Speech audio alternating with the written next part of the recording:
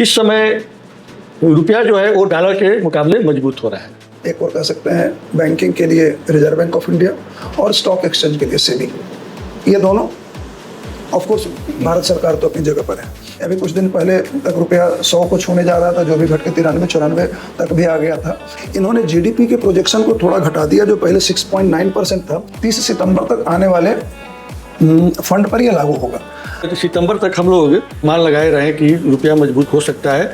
इसके बाद कोई गारंटी नहीं है कि 30 सितंबर की बात है कि 30 सितंबर तक जो फंड आएंगे उस पर आपको hedging cost reserve Bank of India जैसे सब्सिडाइज कर रही है तो करेगी। हेज एक सुरक्षा कवच टाइप का है, लेकिन जो कैपिटल गेन होता है वो अनडिफाइंड है।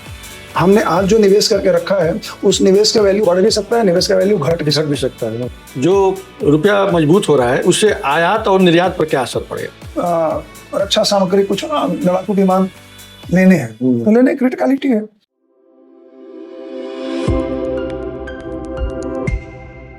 नमस्कार दोस्तों, मैं डॉक्टर नागेंद्र पाठक, आप देख रहे हैं बनारस ग्लोबल टाइम्स। आज हम आर्थिकी कार्यक्रम में डॉलर और रुपया, आजकल आप जैसा देख रहे हैं कि रुपया डॉलर के मुकाबले बहुत मजबूत होता जा रहा है, जबकि कुछ दिनों पहले डॉलर के मुकाबले रुपया गिरता जा रहा था। तो इस समय रुपया जो है वो डॉलर के मुकाबले मजबूत हो रहा है। इस पर हम आज चर्चा करेंगे। तो हमारे साथ स्टूडियो में मौजूद हैं श्री एम के पांडे जी, जो आर्थिक विश्लेषक हैं और जो करंट अफेयर्स पर बहुत अच्छी जानकारी रखते हैं, अध्ययन करते रहते हैं। तो इनसे आप स्टूडियो में आपका स्वागत है पांडे जी। धन्यवाद। और आज हम लोग चर्चा करेंगे डॉलर और रुपया पर। देख रहे हैं कि इधर कुछ दिनों से रुपया मजबूत होता जा रहा है डॉलर के, ऐसा क्यों हो रहा है? रुपया मजबूत हो रहा है तो हम लोगों को पहली बात तो खुश होना चाहिए। देखिए, प्रश्न यदि इसका ऐसे उत्तर दिया जाए तो संक्षेप में उत्तर हमेशा वही होता है, मांग और आपूर्ति का है। तो उससे थोड़ा अलग हट के इतना सरल नहीं है कि हम लोग कहते हैं मांग बढ़ गई कि आपूर्ति बढ़ गई, घट गई या बढ़ गई, वो अलग मुद्दा है। ऑल टुगेदर पहले हम लोग को ये देखना होगा कि ये जो घटना या बढ़ना जो होता है एक वो सिम्टम है, लेकिन इस सिम्टम के पीछे के रीजन क्या है। जैसे डॉक्टर डायग्नोसिस करता है ना, तो बताता है बुखार क्यों आया। तो हम लोग बुखार आया एक सामने दिख रहा है, कारण डॉक्टर डायग्नोस करके बताता है।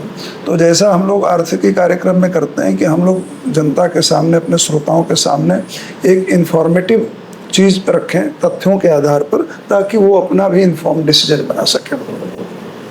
देखिए, भारत में जो बैंकिंग व्यवस्था या टोटल जो वित्तीय व्यवस्था है उसके बड़े ही स्ट्रॉन्ग दो वॉचडॉग्स हैं, रेगुलेटर हैं। एक और कह सकते हैं बैंकिंग के लिए रिजर्व बैंक ऑफ इंडिया और स्टॉक एक्सचेंज के लिए सेबी, ये दोनों ऑफ कोर्स भारत सरकार तो अपनी जगह पर है। तो हमारे जो ये रेगुलेटर्स हैं, ये इनका इंटरनेशनल लेवल पर भी बहुत अच्छे रेगुलेटर की छवि है। ये बड़े डायनेमिक रेगुलेटर हैं, स्टैटिक नहीं है। ये बिल्कुल मतलब क्या कह सकते हैं, एक एक मिनट हर क्षण का नज़र रखते हैं और कब किस चीज़ की ज़रूरत है तो उस हिसाब से अपने वो ट्विकिंग करते रहते हैं कि किससे हमको अपने इकोनॉमी में अभी किस चीज़ की ज़रूरत है, किसकी नहीं है, तो उस हिसाब से अपने वो स्क्रू को कम ज़्यादा करते रहते हैं। जैसे रिजर्व बैंक ऑफ इंडिया अपनी मॉनेटरी पॉलिसी की क्वार्टरली मीटिंग करता है, बीच बीच में भी आवश्यकता पड़ने पर रिजर्व बैंक कुछ न कुछ दिशा निर्देश जारी करता रहता है। सिमिलर सिचुएशन सेबी का है। तो हमको पहले ये समझना होगा कि ये जो सिम्टम है, अभी कुछ दिन पहले तक रुपया 100 को छूने जा रहा था, जो भी घट के 93-94 तक भी आ गया था। तो ये जो करीब 6-7 रुपए का मूवमेंट हुआ within a period of month, with that too during the period जबकि दुनिया में अभी अशांति चल ही रही, वेस्ट एशिया की क्राइसिस अभी ख़त्म नहीं हुई है, स्ट्रेट ऑफ हॉर्मुज का कॉन्फ्लिक्ट अभी भी चल ही रहा है, ईरान और अमेरिका का जो MOU है वो भी अभी मतलब बहुत अनस्टेबल कंडीशन में है। इन सभी परिस्थितियों में, विपरीत परिस्थितियों में भी यदि भारतीय करेंसी मजबूत हुई है तो निश्चित रूप से हमारे रेगुलेटर्स की भूमिका इसके अंदर थोड़ी ज़्यादा है। तो हम लोग केवल वो 3-4 बिंदुओं की चर्चा करेंगे जो इस दौरान 1 अप्रैल से लेकर के आने वाले, अभी जो इधर 3 महीना बीता और आने वाले कुछ समय के लिए भारत सरकार ने या रिजर्व बैंक ऑफ इंडिया ने या सेबी ने जो दिशा निर्देश जारी किए हैं उनका इसमें रोल बहुत ज़्यादा है। तो आरबीआई और सेबी या दोनों को मिल करके इनका एक बेसिक पर्पस है कि अपने देश में फॉरेन कैपिटल आए। चूँकि हमारा देश ट्रेडिशनली इंपोर्ट डोमिनेंट है, हमारे पास पेमेंट करने के लिए फॉरेन एक्सचेंज के लिए हमेशा प्रेशर रहता है, एक्सपोर्ट कभी भी हमारा इंपोर्ट को बराबर नहीं कर पाता है, तो हमको दूसरे स्रोत से जो पैसा फॉरेन फंड का इनफ्लो होना चाहिए वो बढ़ता रहे, स्टेबल रहे, इसके लिए रिजर्व बैंक भी चिंतित रहती है और सेबी भी उसके लिए प्रयासरत रहती है। तो इन दोनों ने मिल करके अभी कुछ निर्णय किए। पहले जैसे भी जून में 5 जून को जो रिजर्व बैंक की एमपीसी की मीटिंग हुई थी, उन्होंने मतलब 2-3 जो उनके महत्वपूर्ण बातें थी उनको हम लोगों को जान लेना होगा कि उन्होंने कहा था कि 5 जून को जो बैठक हुई उसमें कहा रेपो रेट को उन्होंने अनचेंज रखा। उसके बाद स्टैंस को न्यूट्रल रखा। आरबीआई का स्टैंस न्यूट्रल था। न्यूट्रल का मतलब कि ना हम कोई सपोर्ट देंगे और ना दिया हुआ सपोर्ट विड्रॉ करेंगे, ना अकोमोडेटिव है, हम न्यूट्रल हैं, जैसे आप चल रहे हैं वैसे चलिए। इन्होंने जीडीपी के प्रोजेक्शन को थोड़ा घटा दिया, जो पहले 6.9% था उसको घटा करके 6.6% कर लिया, और इन्फ्लेशन जो 4.6% का पहले एस्टिमेट था उसको बढ़ा करके 5.1 कर लिया। कहने का मतलब कि जीडीपी में करीब 0.5% का रिडक्शन और इन्फ्लेशन में 0.5% का इंक्रीज। ये सारे के सारे केवल इसलिए था कि ग्लोबल जो अभी रिस्क चल रहे थे, global crisis, west Asia crisis, oil के प्राइसेस, ये सभी जो चीज़ें थी ये फैक्टर थे जिसको देख करके रिजर्व बैंक ऑफ इंडिया की मॉनेटरी पॉलिसी का ये मेजर फाइंडिंग्स था। असली जो बात वो थी वो ये था कि रिजर्व बैंक ऑफ इंडिया ने फॉरेन फंड को अपने यहाँ आकर्षित करने के लिए, ज़्यादा लाने के लिए 2-3 मतलब क्वांटिफाइबल या नोटिसेबल चेंजेस किए। वो पहला उनका था वो एनआरआई डिपॉजिट्स को लेकर के था, दूसरा ईसीबी को लेकर के था, और तीसरा जो सेबी की ओर से किया गया था वो कैपिटल मार्केट में ये था कि जीसेक में जो निवेश होगा उस पर विथहोल्डिंग टैक्स या जो उसमें long term capital gain tax है उसके बारे में मतलब हालांकि जो घोषणा जून में हुई, लेकिन ये टैक्स वाले जो विथहोल्डिंग टैक्स और long term capital gain tax का जो था ये रेट्रोस्पेक्टिवली 1 अप्रैल से उन्होंने लागू किया, और ये सारे कुछ 30 सितंबर तक आने वाले फंड पर ये लागू होगा। तो अब जो रिजर्व बैंक ऑफ इंडिया ने इसमें कहा कि जो नॉन रेजिडेंट का जो फंड आएगा उसको उन्होंने कहा कि एसएलआर सीआरआर से इसको हम अलग रखेंगे। एफसीएनआर बी डिपॉजिट जो एक हुआ करता है, जो एक बहुत बड़ा सोर्स ऑफ फॉरेन फंड है इंडिया के लिए, उस पर उसको मतलब आकर्षित करने के लिए उन्होंने किया कि जो अमूमन बैंक को फॉरेन फंड को हेज करने के लिए कॉस्ट देना पड़ता है, तो उसको काफ़ी subsidize Reserve Bank of India ने किया। सिमिलरली ईसीबी जो इंडियन कॉर्पोरेट्स फॉरेन मार्केट में जो फंड रेज करते हैं फॉरेन करेंसी में, उनको हेज करने के कॉस्ट को रिजर्व बैंक ऑफ इंडिया ने काफ़ी सब्सिडाइज 1.5% करके रखा। तो ये 2-3 चीज़ों को दे करके सरकार ने ऐसी व्यवस्था सुनिश्चित करने की कोशिश की कि बैंक एफसीएनआर पर या नॉन रेजिडेंट डिपॉजिट्स पर खास करके ज़्यादा ब्याज देने की स्थिति में हो सके।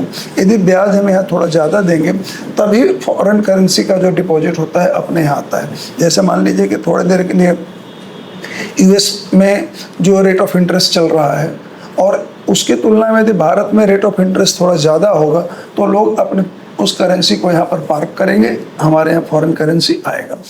तो 1 साल से 3 साल से 5 साल का जो ब्लॉक में अभी जो रिजर्व बैंक ऑफ इंडिया ने कहा है कि 3 साल से लेकर के 5 साल के पीरियड के लिए जो फॉरेन आप एफसीएनआर मोबिलाइज करते हैं ड्यूरिंग दिस पीरियड, उसमें हेजिंग कॉस्ट लगभग मतलब जो होगा वो Reserve Bank of India bear करेगी। उसमें रेट ऑफ इंटरेस्ट भी उन्होंने ज़्यादा कर दिया है बैंकों ने, और फिर ECB जो आएगा उसका फिक्स्ड हेजिंग कॉस्ट उन्होंने 1.5% कर लिया। ये जो दो मेजर थे। और कैपिटल मार्केट में ये था कि जिसे में गवर्नमेंट सिक्योरिटी में जो निवेश होगा उसमें जो इंटरेस्ट की अर्निंग होगी उस पर भी होल्डिंग टैक्स 20% जो लगता है वो नहीं लगेगा, और 12.5% का जो long term capital gain tax है वो भी नहीं लगेगा रेट्रोस्पेक्टिव फ्रॉम 1 अप्रैल। और ये जो योजनाएं हैं ये लागू हैं आपको 30 सितंबर तक। आगे फिर सरकार इसको बढ़ाएगी या नहीं बढ़ाएगी उस परिस्थितियों पर निर्भर करेगा।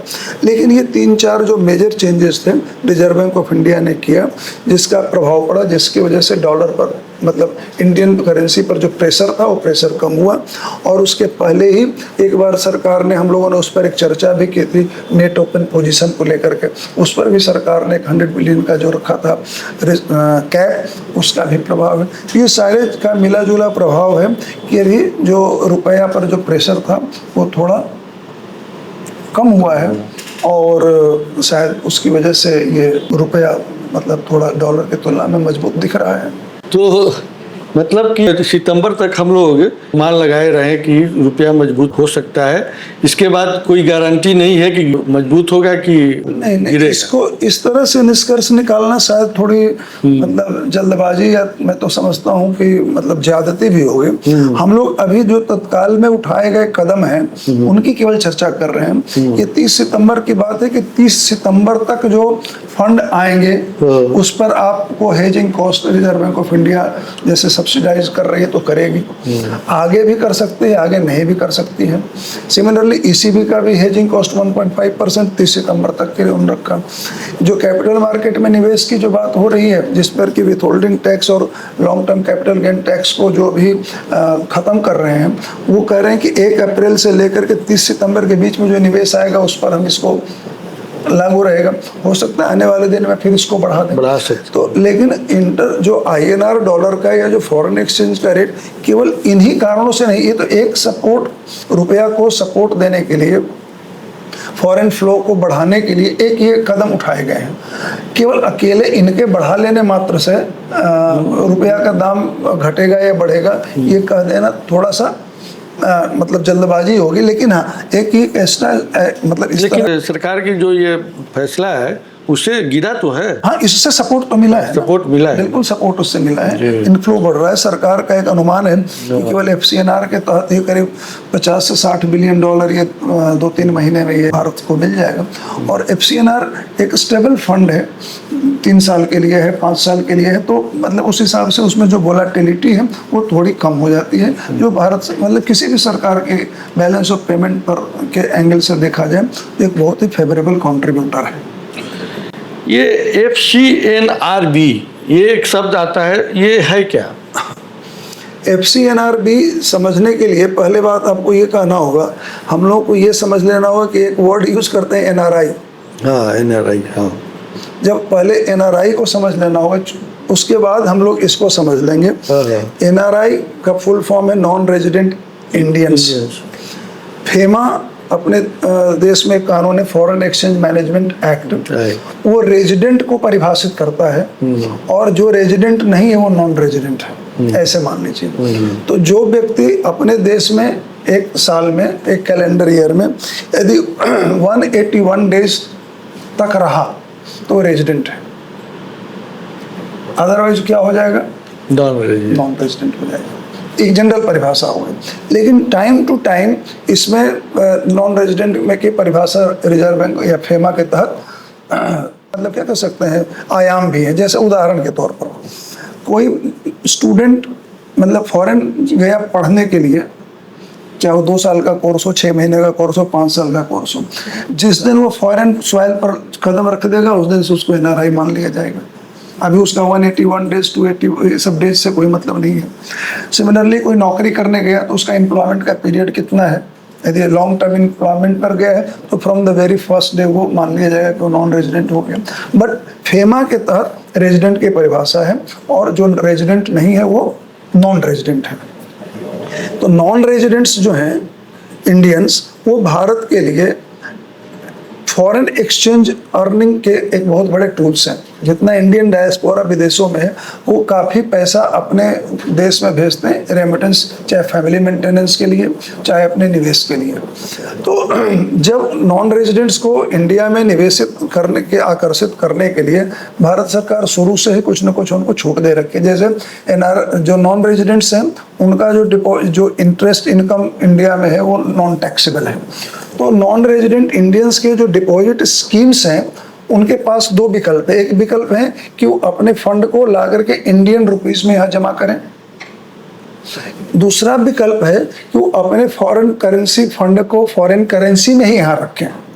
वजह क्या है, जैसे फॉरेन करेंसी को ला करके इंडियन रुपीस में रखेंगे तो डॉलर में मान लीजिए कि उनका डिपॉजिट पैसा था, ला इंडियन में करंट INR में कन्वर्ट करके उन्होंने रखा।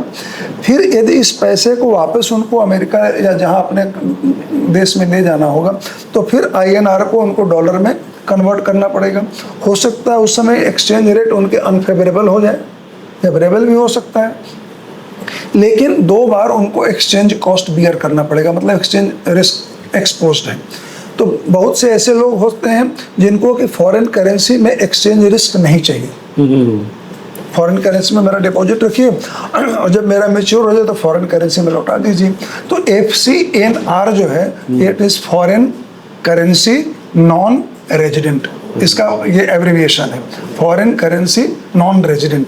और उसके आगे जो B लगा हुआ है B है कि जो पहले B नहीं होता था, ये B मतलब एक्सचेंज रेट बैंक बियर करेगा। अच्छा, जो उसने मान लिया कि $10,000 आज जमा किया और 1 साल के बाद उसका $10,200 मान लिया कि होता है, तो उसको $10,200 ही बैंक लौटाएगा। अभी इस दौरान वो डॉलर बैंक कहाँ बेचेगा, कहाँ खरीदेगा, ड्यू डेट पर उसको $10,200 मिलेगा। तो वो व्यक्ति फॉरेन एक्सचेंज के फ्लक्चुएशन से, रेट के फ्लक्चुएशन से अपने आप को उसने सुरक्षित रखा। तो ये FCNR B डिपॉजिट है, एक तरह का डिपॉजिट है ये नॉन रेजिडेंट इंडियंस का, जो फॉरेन करेंसी में ही मेंटेन किया जाता है। जो मेनली जो ट्रेडेबल जो करेंसीज हैं, डॉलर, यूरो, पाउंड, येन, ऑस्ट्रेलियन डॉलर, इस तरह के 5-6 जो इम्पोर्टेंट करेंसीज हैं उसमें इन डिपॉजिट को रखा जाता है। ECBI एक शब्द ये भी आता है, ECB को कहते हैं एक्सटर्नल कॉमर्शियल बोरोविंग्स।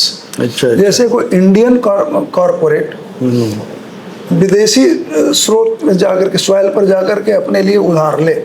आमतौर पर जैसे इंडिया में की तुलना में विदेशों में ब्याज दर कम है, तो यदि कोई भी इंडियन कॉरपोरेट बाहर जाकर के दूसरे देश से जाकर के फंड फॉरेन करेंसी में लोन रेज करता है, उसको बोलेंगे external commercial borrowing. ECB stands for this one. वहाँ से वो बोरो करेगा, वो फॉरेन करेंसी में बोरो करेगा, फॉरेन करेंसी में बोरो करेगा तो अगेन उसको इंडिया, उसका यूटिलाइजेशन इंडिया में होना है, वो पैसा इंडिया में आएगा, तो वो अपने पास बैलेंस ऑफ पेमेंट में वो कंट्रीब्यूट करेगा पॉजिटिवली। तो वो ECB है, एक्सटर्नल कॉमर्शियल बोरोइंग। उसमें एक हेजिंग, उसको भी जो पेमेंट मानने के बाद, हेजिंग के बारे में भी बता दीजिए। हेजिंग का मतलब क्या है ना, कि जैसे हेज एक सुरक्षा कवच टाइप का है। फॉर एग्जांपल आज हमने डॉलर, जैसे ECB की बात करें तो आज किसी इंडियन कॉरपोरेट ने $100 मिलियन की बोरोइंग की।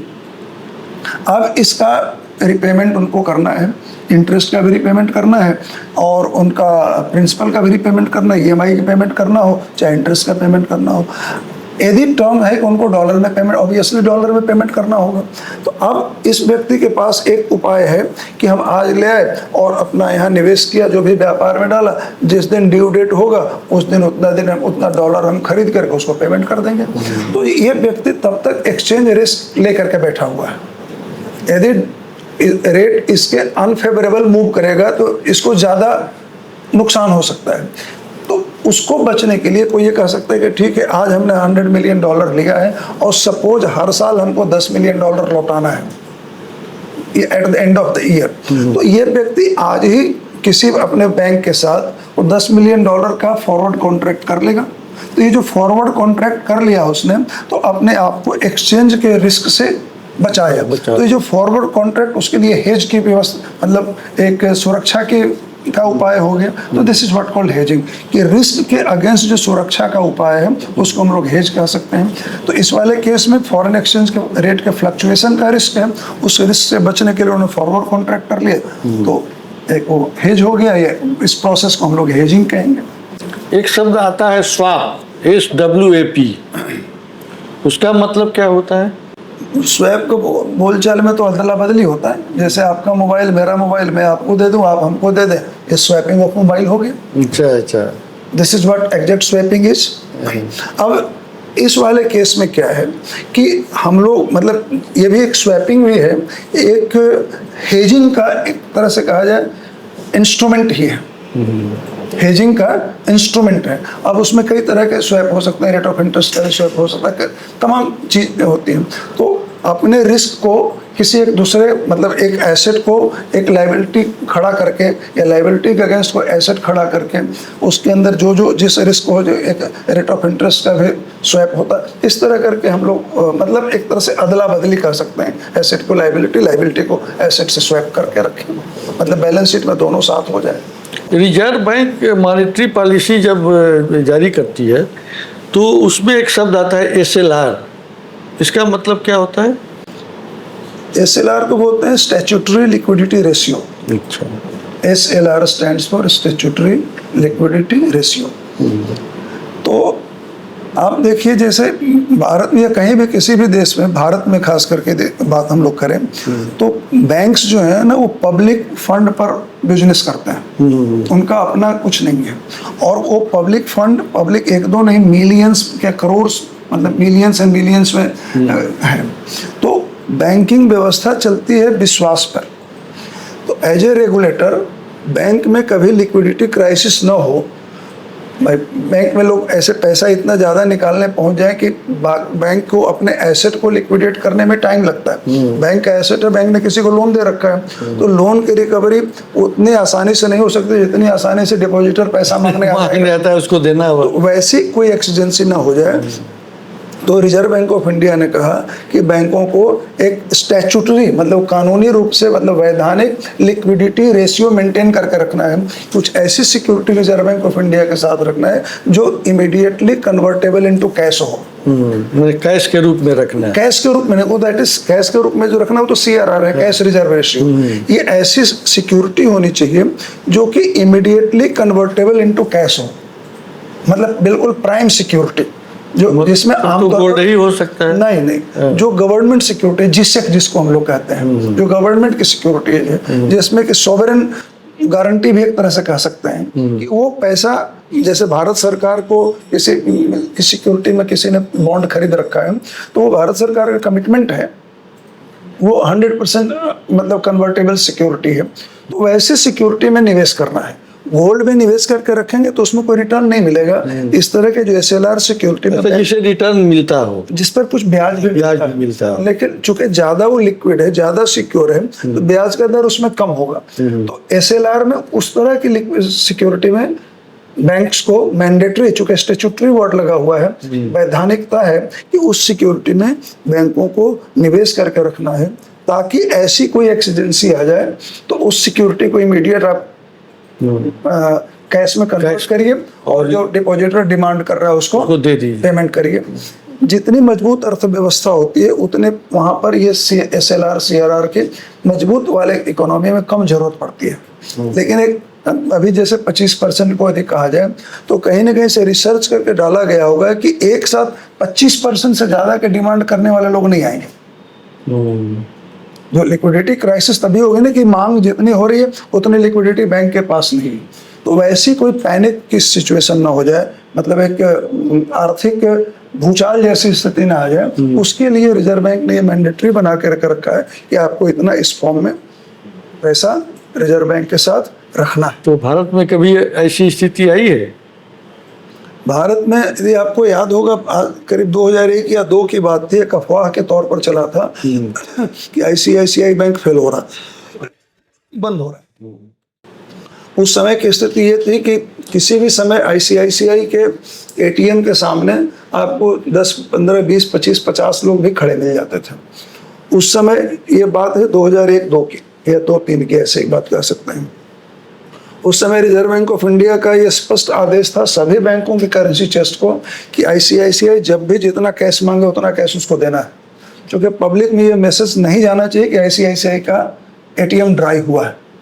और उस घटना के बाद जो 2-5 दिन एग्जैक्टली हमको याद नहीं जितने दिन वो कार्यक्रम चला हो, ज्यादा दिन नहीं चला था, उसके बाद से आईसीआईसीआई थोड़ा और मजबूत हो गई, वो अफवाह की हवा निकल गई। तो अभी बैंकों में ये वाली क्राइसिस नहीं आई है। हाँ, बैंकों के फेल होने के, जैसे कोऑपरेटिव बैंक्स वगैरह के बंद होने की बात अक्सर मतलब हम लोग समाचारों में सुनते रहते हैं, वो बात हो सकती है, लेकिन कोई भी नेशनलाइज्ड बैंक या बड़े स्तर के बैंक में इस तरह की क्राइसिस नहीं आई है कि लोग खड़े हों और उनको पैसा न मिला हो। हाँ, कुछ ना कुछ रेस्ट्रिक्शंस कभी कभी लगाए गए कि आप 25,000 निकालिए, 1 लाख निकालिए, 2 लाख निकालिए, लेकिन वो तब हुआ जब बैंक एज ए होल का मैनेजमेंट, उनका जो फाइनेंस, जो भी इंटरनल मैनेजमेंट है, जैसे आपने बनारस में भी देखा होगा, बनारस स्टेट बैंक 2001-2 की भी घटना है, शायद वो भी 2 में ही ऐसी मर्ज हो गया था, सरकार ने उसको बीओबी में मर्ज कर लिया था। तो ऐसी, ये तो एसएलआर जो आप चर्चा कर रहे थे उसका एक सीआरआर होता है, कैश रिजर्व रेशियो। तो मैंने उसमें क्या होता है? कैश रखना है, एग्जैक्टली फिजिकल कैश। तो कितना कैश रखना है? जैसे अभी शायद वो 4% का रेशियो है। अच्छा। तो आपके जो नेट आपकी जो लाइबिलिटी है उसका 4% कैश होना तो चाहिए। ये रिजर्व बैंक में रखना है, इतना कैश आपको, उस पर कोई इंटरेस्ट भी नहीं मिलता, उस पर इंटरेस्ट भी नहीं मिलता। इसीलिए बैंकों की प्रॉफिटेबिलिटी जब बढ़ाने की बात होती है तो इनको घटाया जाता है, इन रेशियो को। अच्छा, बैंकों की प्रॉफिटेबिलिटी बढ़ाने के लिए, क्योंकि एसएलआर पर ब्याज बहुत कम मिलता है, ऐसे सिक्योरिटी में लगाना है जिसमें कि ब्याज कम मिलता है, इसको कैश फॉर्म में रखना है। तो ये एक तरह से कहा जाए लेस प्रोडक्टिव या कुछ हद तक अनप्रोडक्टिव तो नहीं कह सकते हैं, बट लेस प्रोडक्टिव एसेट हो गए। तो ये सीआरआर है, कैश रिजर्व रेशियो। एक है with holding tax. With holding tax की बात आप मोटा मोटी समझ लीजिए, जो हम लोग टीडीएस जिसको कहते हैं। अच्छा। It is synonym to TDS. जैसे जो सपोज कुछ भी पेमेंट कर रहा है, जो पेमेंट टैक्सेबल इन नेचर हो, तो हर सरकार ये मैंडेटरी बना कर रखती है पेमेंट करने वाले को कि आप उसमें से टैक्स काट के ही उसको दीजिए। आप पूरा पेमेंट कर दीजिए, फिर हम उससे टैक्स लें। इनफैक्ट टैक्स पे करने की जिम्मेदारी रिसिपिएंट की है, लेकिन सरकार ने उसको और अपने लिए सुविधाजनक बनाने के लिए ये बनाया कि भाई जितना एप्लीकेबल टैक्स है आप काट करके ही उसको दीजिए और ये टैक्स गवर्नमेंट के जो खजाने में जमा कर दीजिए। तो जो हम लोग वर्ड यूज करते हैं टीडीएस, कमोबेश इंटरनेशनली इसको विथ होल्डिंग टैक्स भी कहते हैं, क्योंकि जो टीडीएस आपने काटा है, जिसने भी काटा है, वो जरूरी नहीं है कि उसका टैक्स है, हो सकता है वो उसको रिफंड मिले। जैसे हम लोग अपने यहाँ भी कोई ऐसा टैक्स कटता है, जैसे मान लीजिए कोई कंसल्टेशन देने जाता है, कंसल्टेंट में ये तय है कि उसको आप चाहे 500 रुपये पे करिए, टैक्स काट के पे करिए। हो सकता है उस कंसल्टेंट का टोटल टैक्स लायबिलिटी बनती ही नहीं हो, और उसका किसी ने 500 में 50 रुपये भी टैक्स काट लिया है। जब अपना रिफंड दाखिल करेगा तो 50 रुपया उसको मिल जाता है। तो इसीलिए टैक्स को थोड़ी देर, उसके पैसे को एक तरह से कहा जाए होल्ड करके रख लिया गया था, जो टीडीएस हम लोग कहते हैं। This is what with holding tax. एक लॉन्ग टर्म कैपिटल गेन होता है, ये क्या है?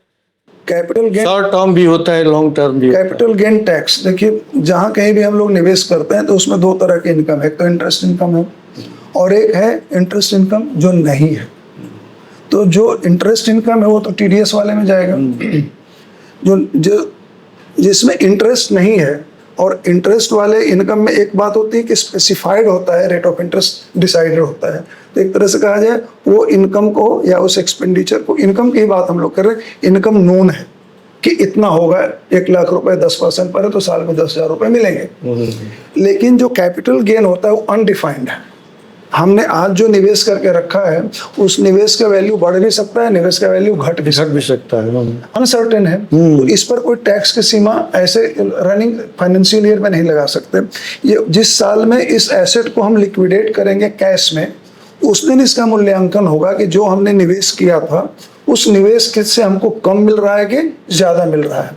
यदि ये redemption with in a year हो रहा है तो ये शॉर्ट टर्म है, और 1 साल के बाद हो रहा है तो लॉन्ग टर्म। तो कैपिटल गेन यदि हो रहा है तो उस पर टैक्स देना होगा।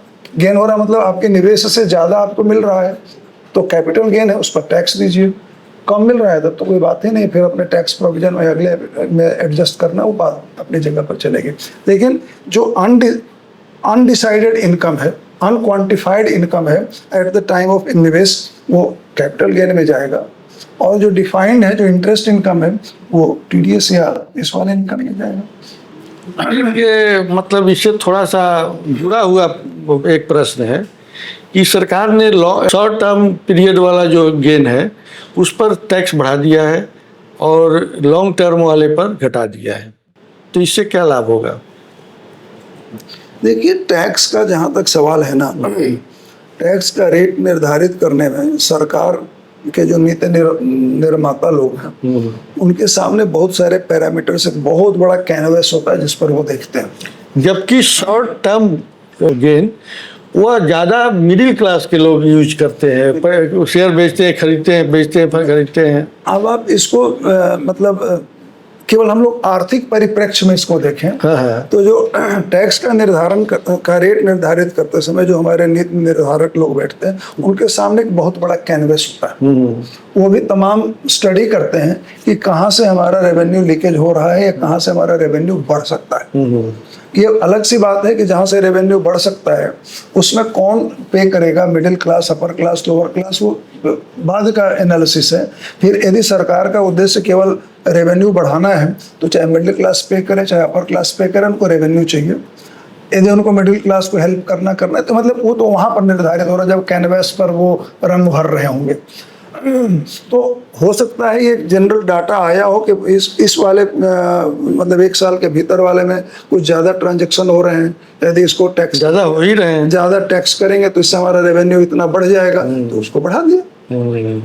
वो ज़्यादा हो भी रहे हैं तो उसको उन्होंने बढ़ा दिया। अच्छा, एक मेरा अंतिम सवाल है कि जो रुपया मजबूत हो रहा है उससे आयात और निर्यात पर क्या असर पड़ेगा? ये तो बहुत सरल सी बात है। आयात करने वाले जो लोग हैं, मतलब जो जैसे इंडिया के केस में कहें, कंट्री एज ए होल, तो इंडिया हमेशा चाहेगी आयात वाले समय से कि रुपया मजबूत रहे। लेकिन इंडिया से जो निर्यात करने वाले लोग हैं वो बहुत खुश होंगे कि रुपया कमजोर हो जाए। रुपया कमजोर हो जाए कहने का मतलब कि यदि आज $1 के बजाय डॉलर का रेट मान लें 90 रुपये हो जाए तो इन्होंने $1 को का एक्सपोर्ट किया तो इनको 90 रुपये मिलेंगे। यदि ये घट के 100 रुपये हो जाए तो उसी $1 के बदले इनको 100 रुपये मिलेंगे। ठीक उल्टा है, इंपोर्ट करने वाले को यदि 100 रुपये से घट के 90 रुपये हो जाए तो उसको 90 रुपये में उसका पेमेंट हो जाएगा। तो ये वाली बात हमेशा, जो मजबूत रुपया होगा तो इंपोर्ट को फायदा होगा, कमजोर रुपया होगा तो एक्सपोर्ट को फायदा होगा। लेकिन एक ये तात्कालिक है, बेसिकली केवल एक्सचेंज रेट से एक्सपोर्ट और इंपोर्ट डिसाइड नहीं होता है। एक्सपोर्ट और इंपोर्ट डिसाइड होता है आपके कौन सा सामान आप एक्सपोर्ट कर रहे हैं, उसकी क्रिटिकलिटी क्या है। आज इंडिया में जैसे मान लीजिए कि अभी हम लोगों ने रिसेंट पास्ट में देखा कि ये ईरान अमेरिका कॉन्फ्लिक्ट के दौरान जब कॉन्फ्लिक्ट शुरू हुआ उस समय और उसके पीक आते समय क्रूड ऑयल का रेट लगभग दुगने से ज़्यादा हो गया था। जब कॉन्फ्लिक्ट शुरू हुआ था तो 70 के नीचे था, 63-64 ऐसा कुछ था, और बीच में 120 के आसपास 112-115 ऐसा भी चला गया था प्रति बैरल। कहने का मेरा मतलब कि इस 2-3 महीने के पीरियड में दुगना जैसा हो गया। लेकिन तेल की खपत तो कम नहीं हुई, महंगा होता गया, लेकिन तेल तो क्रिटिकल आइटम है, तो एक्सपोर्ट इंपोर्ट तो इस क्रिटिकलिटी पर भी निर्भर करेगा। यदि आज कोई सरकार या कोई देश ये डिसाइड कर ले कि हमको रक्षा सामग्री, कुछ लड़ाकू विमान लेने हैं तो लेने क्रिटिकलिटी है, वो महंगा होगा तो भी, सस्ता होगा तो भी करना है। तो एक्सचेंज रेट से केवल एक्सपोर्ट इंपोर्ट डिसाइड, मतलब उनका प्रभाव पड़ता है लेकिन बहुत ज़्यादा प्रभाव नहीं पड़ता। जो एक्सपोर्ट करने वाले एक्सपोर्ट करते ही हैं, जो नॉन एसेंशियल्स आइटम होंगे, नॉन क्रिटिकल आइटम होंगे, उनका एक्सपोर्ट इंपोर्ट थोड़ा प्रभावित होगा। लेकिन यदि आइटम क्रिटिकल है, उसकी ज़रूरत है, उसके बिना सर्वाइवल मुश्किल है, तो एक्सचेंज रेट कम हो जाता, उससे क्या फर्क पड़ता है। लेकिन आपके सवाल के जवाब में यही कहना होगा कि कमजोर रुपया एक्सपोर्टर के लिए फायदेमंद है, इंपोर्टर के लिए मजबूत रुपया। बाहर से जो पैसा भेज रहा है उसके लिए कमजोर रुपया अच्छा है। भाई वहां से $1000 भेजेगा, यहाँ 10,000 मिल जाएगा। मतलब ना मतलब जितना कमजोर होगा उतना ज्यादा रुपया मिल जाएगा। ऐसे आप कह सकते हैं। लेकिन फिर मैं कह रहा हूँ कि ये डायरेक्टली एक्सपोर्ट इंपोर्ट को प्रभावित करने वाला इकलौता कारण नहीं। तो डॉलर के मुकाबले जो रुपया मजबूत हो रहा है उसके बारे में आपने बहुत अच्छी जानकारी दी हमारे दर्शकों को। बहुत बहुत धन्यवाद पांडे जी हमारे स्टूडियो में आने के लिए और इस विषय पर चर्चा करने के लिए। नमस्कार।